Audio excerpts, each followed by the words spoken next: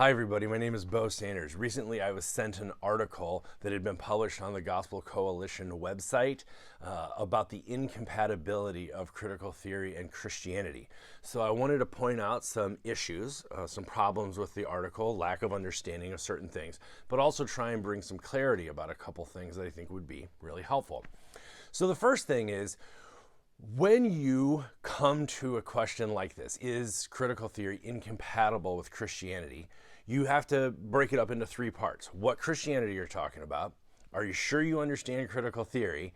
And what do you mean by incompatible? So my analogy for this is going to be, that's like asking, is the auto mechanics toolbox, incompatible with a broken car?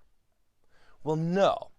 But the problem that you run into is when you don't know that your car, in this case, your Christianity, is broken, and you think that the mechanic broke it by trying to do diagnostics. So critical theory is a toolkit that does diagnostics and brings critique. If you think that that examination undermines or subverts your Christianity, then yes, you might think it's incompatible. But an auto mechanics toolbox is not incompatible with a broken car. Another problem that you run into is when you think in cars, and in this case, he's talked about a worldview. When you think in worldviews or doctrinal statements or whatever your framework is, then you tend to see anything that brings competition or a critique as the same thing as you. So you project onto it. So he calls critical theory a worldview. And that's not exactly right. Critical theory is a set of questions or suspicions, a hermeneutic of suspicion that wants to bring a certain examination or interrogate the structures that hold up the way things are. That in itself isn't exactly a worldview in the way that some people want to say Christianity is a worldview. So you have to, this is what critical theory does, is it pulls apart the layers. So it says, so what I'm going to do is say, did he understand critical theory correctly? Not exactly. He understands many of the components of it, but he thinks that if you put all of these different tools or questions together, that they compose an automobile that competes with the automobile, the car of Christianity. So it's a misunderstanding. I'm going to call it a confusion of categories. That's the first problem with the article. The other problem is his assumption of what Christianity is. So the 3 C's of diagnosis that I would say is your Christianity rooted in Enlightenment rationality? Yes. Right? Especially if you're coming from a Calvinistic or a Reformed perspective. So your entire way of framing Christianity, the expression of it is housed inside European rationality from the Enlightenment. So that'd be problem 1. Problem 2, is there a Christendom, power structures, right, of state-church relations and all sorts of other things? Is there a Christendom legacy to your Christianity? Yes, there is. Then the third question is, what about conversion? Do you do colonial style missions? Yes. So to go back to his original question, is critical theory incompatible with colonial, Christendom, Calvinist, Enlightenment rationality? Yes, it is. And so when he calls critical theory a threat to the church, but what church? So yes, it's a danger to that. When you start asking questions about relations of power and who gets to decide certain things and how they're policed and what are the consequences, when you start asking, when you bring the toolkit of critical theory and start asking questions and poking around, yeah, of course that's going to be a threat to that sort of an edifice or an institution.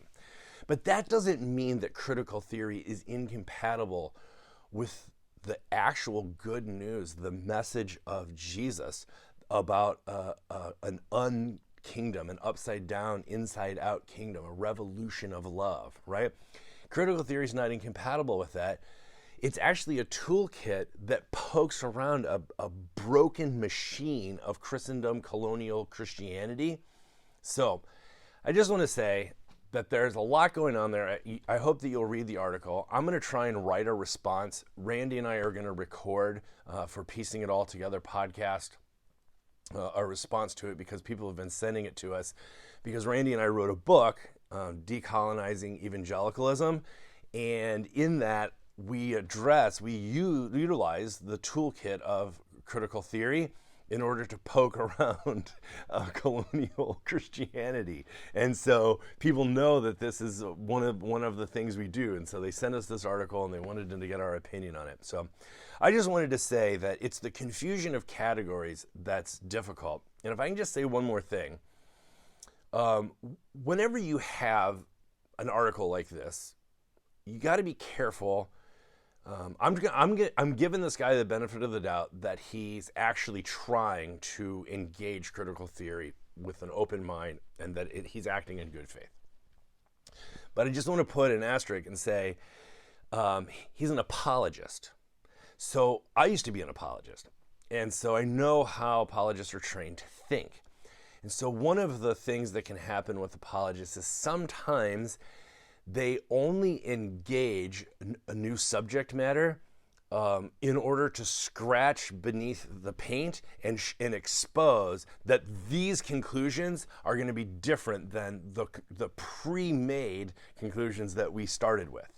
And so that's what they call incompatible. So I'm going to give him the benefit of the doubt that it's just a confusion of categories and maybe a lack of understanding, but he's actually acting in good faith. But I will say that you do have to be careful with apologists, because sometimes when they're engaging new subject matter, they're only doing it to expose its flaws in order to remain with the answers that they came in with. So if a different set of questions might lead to a different set of conclusions, they're going to rule that out right off the bat, because what they call compatible, any set of questions has to come to the same set of answers, or for them, the equation doesn't line up. And so that's a little bit of a limitation just because of the discipline. When you are doing apologetics, you have a home turf, a territory that you are predetermined to try and guard.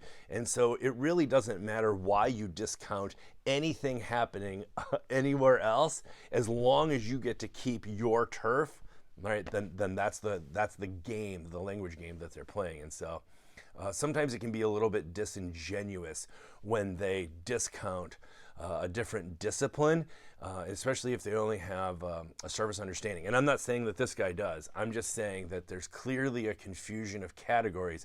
I think that he's projecting critical theory as a holistic worldview or approach, because that's how he thinks. And so as a Rorschach test, he's seeing that in any other project. He says, well, that's a different worldview. But like I said, I don't know that it is a holistic or integral worldview, but it is a set of tools that helps us examine our worldviews and institutions and histories. All right, please email with any questions. I love talking about this stuff. I hope that this has been helpful and maybe brought a little clarity. Go read that article. I'll link to it, and then let me know what you think.